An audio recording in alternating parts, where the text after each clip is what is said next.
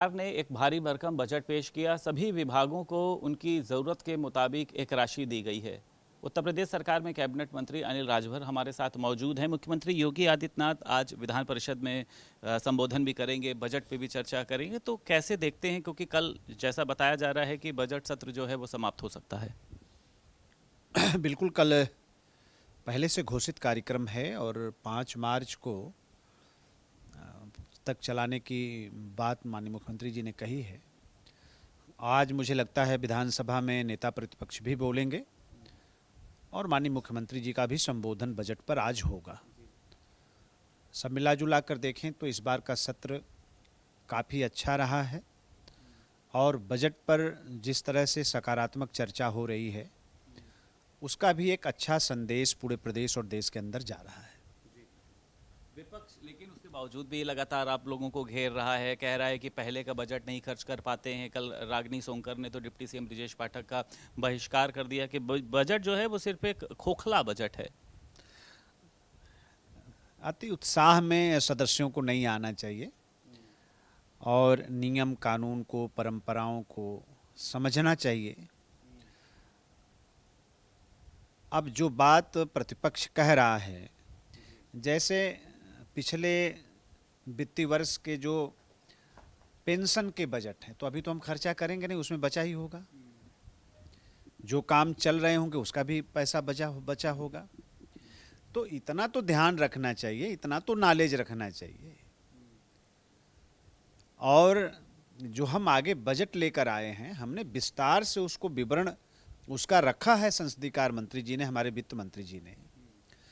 आप बात कह सकते हैं, आप घेरने का प्रयास कर सकते हैं, घेर कहाँ पा रहे हैं? स्टडी नहीं करते हैं विपक्ष के नेता आपको? मुझे ऐसा ही लगता है कि वो एक विरोध के लिए विरोध करना, उनका बोलते रहना है ना। पढ़िए, बजट को पूरा पढ़िए। तो एक एक विभाग का मदवार पूरा विस्तृत बुकलेट सबको दी गई है, आप उसका अध्ययन करिए और तथ्य के साथ सदन के अंदर कोई बात करिए तो अच्छा लगता है। महाराष्ट्र के बड़े नेता हैं, समाजवादी पार्टी के हैं, अखिलेश यादव के साथ में ही बैठते हैं, अबू आजमी।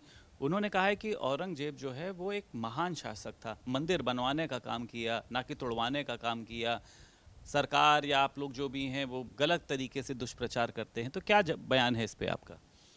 देखिए, पूरा देश जानता है, दुनिया जानती है और इस तरह की मानसिकता के पोषक जो लोग हैं देश के अंदर, जिसका नेतृत्व कांग्रेस पार्टी और समाजवादी पार्टी जैसे राजनीतिक संगठन करते हैं, देश की मर्यादा का इनको पता नहीं है,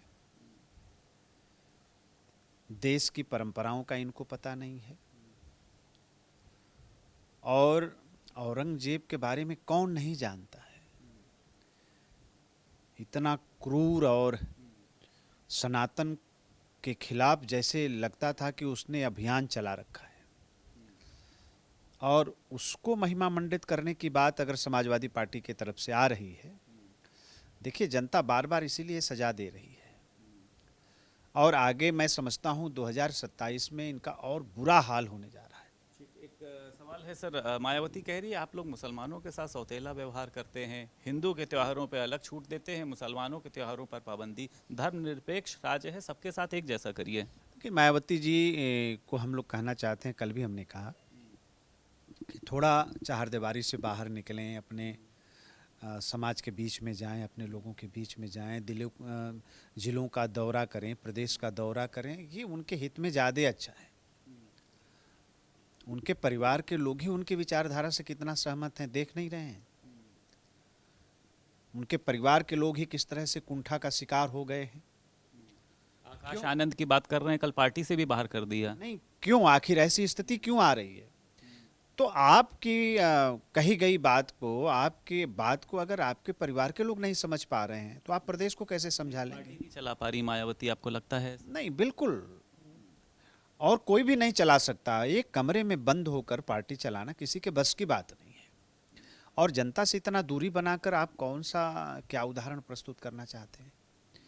मैंने तो कल भी कहा कि प्रदेश के लिए भी अच्छा है, यहाँ की राजनीति के लिए भी अच्छा है कि आप बाहर आइए, आप लोगों से मिलिए जुलिए, अपने लोगों के बीच में जाइए। आखिर किन बातों का आपके परिवार में ये विरोध हो जा रहा है? एक आखिरी सवाल है सर, अंसल आपने सुना होगा, उनको लेकर मुख्यमंत्री योगी आदित्यनाथ ने निर्देश दिए हैं, कमेटी भी बनाई है, बीजेपी विधायक राजेश्वर सिंह भी मौजूद रहेंगे। जो निवेशकों की गाढ़ी कमाई ये लोग खा जाते थे, उस पर अब सीएम योगी ने एक्शन लिया है, तो आपको लगता है कि हजारों बायर्स को राहत मिलेगी? बिल्कुल मिलेगी, और बहुत प्रभावी कार्रवाई जब से सरकार बनी है भारतीय जनता पार्टी की, माननीय मुख्यमंत्री जी ने इस पर बहुत ही सजगता के साथ और बहुत बड़े फैसले किए हैं, और आगे होने भी चाहिए। आदमी जीवन भर पैसा कमाता है, किस तरह से कमाता है किसी से छुपा नहीं है, और अपने सपने को पूरा करने के लिए, अपने सपनों का घर बनाने के लिए अपना सब कुछ दांव पर लगा देता है।